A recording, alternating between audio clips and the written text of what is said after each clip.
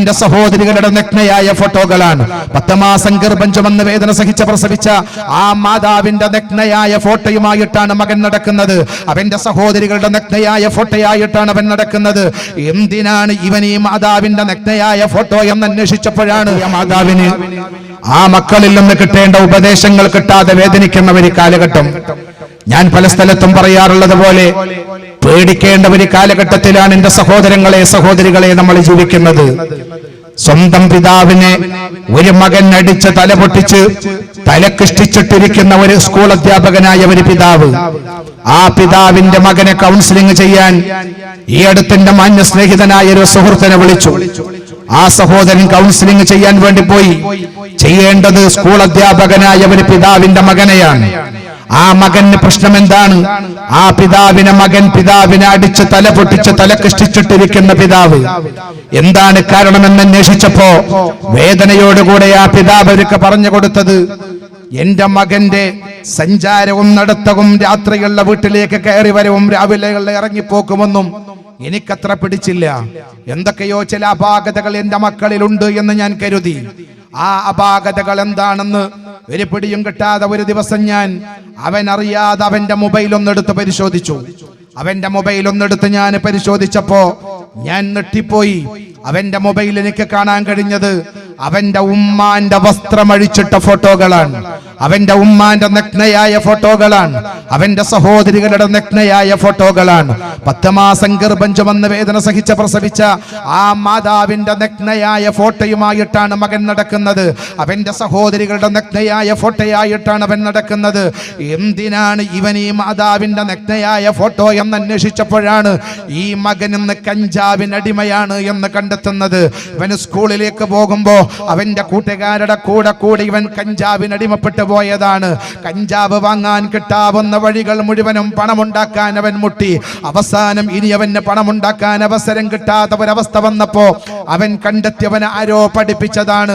സ്വന്തം മാതാവിന്റെ വിവസ്ത്രയായ ഫോട്ടോ ബാത്റൂമിലോ മറ്റോ ഒളിക്കേ മറവെച്ച് നീ പിടിച്ചാൽ അത് വിറ്റുകൊണ്ട് നിനക്ക് പണമുണ്ടാക്കാമെന്നാരോ അവനെ പഠിപ്പിച്ച് ഇന്ന് നൊന്ത് പ്രസവിച്ച മാതാവിന്റെ നഗ്നയായ ഫോട്ടോ വിറ്റ് ജീവിക്കുന്ന മകനാണിന്ന് പൊന്നു മകനെന്ന് ഞാനും നിങ്ങളും കേൾക്കുമ്പോൾ യുവാക്കളെ, രക്ഷിതാക്കളെ, ആധുനിക ലോകത്ത് വളർന്നു വരുന്ന തലമുറയുടെ അപകടകരമായ ഒരവസ്ഥ ഇത് ആൺമക്കളിൽ മാത്രമല്ല, ഇത് അതിനേക്കാളേറെ പെൺമക്കളിലും ഈ ഒരവസ്ഥ നടന്നുകൊണ്ടിരിക്കുന്നു. അറിയാതെ ഇന്ന് നമ്മളെ പെൺമക്കൾ ലഹരിക്കടിമപ്പെട്ടുകൊണ്ടിരിക്കുകയാണ്.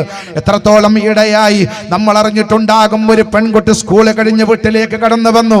ആ പെൺകുട്ടിക്ക് ക്ഷീണം കണ്ട് സ്കൂളിൽ പോകുന്ന പെൺകുട്ടി, ആ പെൺകുട്ടിക്ക് ശരീരത്തിന് ക്ഷീണം കണ്ടപ്പോ വിദഗ്ധമായ പരിശോധനയ്ക്ക് വിധേയമാക്കി ഡോക്ടർമാർ ആ പെൺകുട്ടികളുടെ മാതാപിതാക്കളോട് പറഞ്ഞത് ആ പെൺകുട്ടി മാനഭംഗത്തിനിരയാക്കപ്പെട്ടിരിക്കുന്നു എന്നാണ്, വ്യഭിചാരത്തിനിരയാക്കപ്പെട്ടിരിക്കുന്നു എന്നാണ്.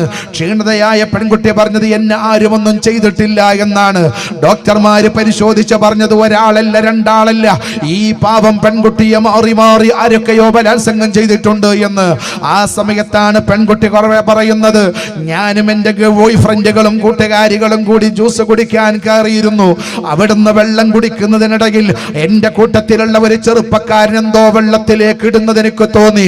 എന്താണ് ഞാൻ അറിഞ്ഞിരുന്നില്ല. അതാണ് ഇന്നത്തെ ലഹരി എന്ന് പറയുന്നത്. കടകമണിയോടം ചെറിയ ലഹരി പദാർത്ഥങ്ങൾ അത് നമ്മളെ കുട്ടികൾ കുടിക്കുന്ന വെള്ളത്തിലോ ജ്യൂസിലോ ഇട്ടാൽ 48 മണിക്കൂർ നേരം ആ ശരീരത്തിൽ നടക്കുന്ന ഒന്നും അവരറിയാത്ത വിധം നമ്മളെ സ്കൂളിൽ പോകുന്ന മക്കൾ പോലും ഇന്ന് അടിമപ്പെട്ടുകൊണ്ടിരിക്കുകയാണ് ലഹരിക്ക്. കഞ്ചാവിന് അടിമപ്പെട്ടുകൊണ്ടിരിക്കുകയാണ്. നമ്മളൊക്കെ പഴയ കാലത്ത് കള്ളും കഞ്ചാവും ചാരായവും ബീറും ബ്രാൻഡിയുമാണ് പറഞ്ഞിരുന്നതെങ്കിൽ ഇന്ന് അതൊന്നുമല്ല. കണ്ണുപോലും ചുവക്കുന്നതിനെ തടയും വിധം, മറ്റൊരാൾക്കും അറിയാത്ത വിധം ലഹരിക്കടിമപ്പെടുന്ന പാവങ്ങളായ ആൺമക്കളും പെൺമക്കളുടെയും ലോകത്താണ് മാതാക്കളെ നമ്മൾ ജീവിച്ചുകൊണ്ടിരിക്കുന്നത്. പിതാക്കളെ ഞാനും നിങ്ങളും ജീവിച്ചുകൊണ്ടിരിക്കുന്നത്. ഈ കാലഘട്ടത്തിലാണ് എന്തുകൊണ്ടാണ് ആധുനിക ലോകത്തുള്ള തലമുറ മൃഗമായി മാറുന്നത് എന്ന ചോദ്യത്തിന് ഈ ഇരിക്കുന്ന ഞാനും നിങ്ങളും മറുപടി കണ്ടെത്തേണ്ടത്. ഇന്ന് വയലുകൾ അധികരിച്ച കാലമാണ്, പ്രഭാഷണങ്ങൾ കൂടിയ കാലമാണ്, പള്ളികൾ വർദ്ധിച്ച കാലമാണ്, സ്ഥാപനങ്ങൾ അധികരിച്ചു പണ്ഡിതന്മാര് വർദ്ധിച്ച കാലമാണ്. എല്ലാ നിലക്കും ആത്മീയമായി ഉയരേണ്ട കാലഘട്ടം, ധാർമ്മികമായി മനുഷ്യന്മാർ ഉന്നതികളിലേക്ക് പോകേണ്ട കാലഘട്ടം. ഈ കാലഘട്ടത്തിൽ എന്താണ് തലമുറ ഇങ്ങനെ മനുഷ്യത്വത്തിൽ നിന്ന് മാറി മൃഗതുല്യ ജീവിതത്തിലേക്ക് പോകുന്നത് എന്ന ചോദ്യത്തിന് ഏക മറുപടിയേ ഉള്ളൂ. 1400 വർഷം മുമ്പ് നമ്മുടെ കരളിന്റെ കഷ്ണമായ ലോകത്തിന്റെ നേതാവ് നബി മുഹമ്മദ് മുസ്തഫ, ഉറക്കെ ചൊല്ലു സ്വലാത്ത് നബി മുഹമ്മദ് മുസ്തഫ, ഒന്നുകൂടി വച്ചത്തിൽ മുഹമ്മദുർ റസൂലുള്ളാഹി, അല്ലാഹുവിന്റെ പ്രവാചകർ പറഞ്ഞ ഒരു ഹദീസ് എൻ്റെ സഹോദര സഹോദരികളുടെ മുമ്പിൽ ഞാൻ വെക്കുകയാണ്. ഇന്ന ഹാദിഹിൽ ഖുലൂബ തസ്തവു കമാ യസ്തവുൽ ഹദീദ്. ഇരുമ്പ് തുരുമ്പ് പിടിക്കും പോലെ മനുഷ്യന്റെ ഹൃദയം തുരുമ്പ് പിടിക്കുമെന്ന് വിശുദ്ധ പ്രവാചകർ നമ്മളെ പഠിപ്പിക്കുകയാണ്. ഇരുമ്പ് തുരുമ്പ് പിടിച്ചാൽ ആ ഇരുമ്പിനെ പെട്ടെന്ന് കഴുകി വൃത്തിയാക്കി പെയിന്റ് അടിച്ച് നന്നാക്കാതിരുന്നാൽ ഇരുമ്പ് തുരുമ്പ് പിടിച്ചത് മണ്ണായി പിന്നെ ഇരുമ്പല്ലാത്ത ഒരവസ്ഥയിലേക്ക് പോകും പോലെ മനുഷ്യന്റെ ഹൃദയം തുരുമ്പ് പിടിക്കുമെന്നാണ്. നല്ലത് കേൾക്കാൻ നമുക്ക് അവസരം കിട്ടാതിരുന്നാൽ, നല്ലതുമായി ഇടപഴകാൻ അവസരം കിട്ടാതിരുന്നാൽ, നല്ലതുമായി സഹവസിക്കാൻ സാഹചര്യമില്ലാതിരുന്നാൽ എന്താണ് സംഭവിക്കുക? മനുഷ്യന്റെ ഹൃദയം തുരുമ്പ് പിടിക്കും. അള്ളാഹുവിന്റെ പ്രവാചകരോട് സ്വഹാബത്ത് ചോദിച്ചു, അതിനെ കഴുകി വൃത്തിയാക്കാൻ വല്ല മാർഗവുമുണ്ടോ എന്ന്. 1400 വർഷം മുമ്പ് സ്വഹാബത്ത് ഒരു ചോദ്യം ചോദിച്ചു. എപ്പോഴാണ് മനുഷ്യന്റെ ഹൃദയം തുരുമ്പ് പിടിക്കുന്നത്? നല്ലതല്ലാത്തത് കാണുകയും നല്ലവരല്ലാത്ത കൂട്ടുജീവിതം നയിക്കുകയും ചെയ്യുമ്പോഴാണ് മനുഷ്യന്റെ ഹൃദയം തുരുമ്പ് പിടിക്കുക എന്ന് വിശുദ്ധ പ്രവാചകർ നമ്മളെ പഠിപ്പിച്ചു.